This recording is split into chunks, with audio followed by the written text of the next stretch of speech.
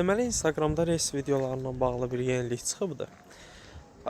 Artıq Reels videolarının izlənmə sayısını bağlaya biləcəyik. Bunun indi həm yaxşı tərəfi var, həm də pis tərəfi var.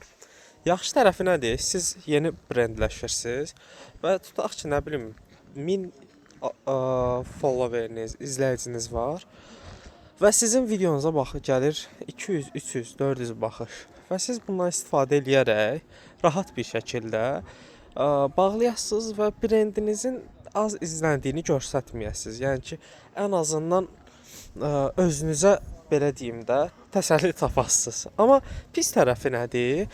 Artıq bu sosial media işçiləri, bot vuran hesablar, yəni tutalım ki, birinin 12.000 bot hesabı var izləyicidə.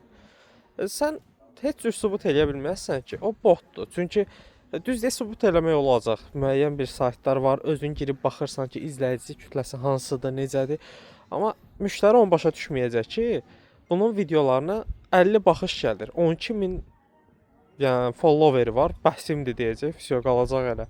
Ona görə də sosial media işçilərinin biraz işini çətinləşdirdilər, belə deyək.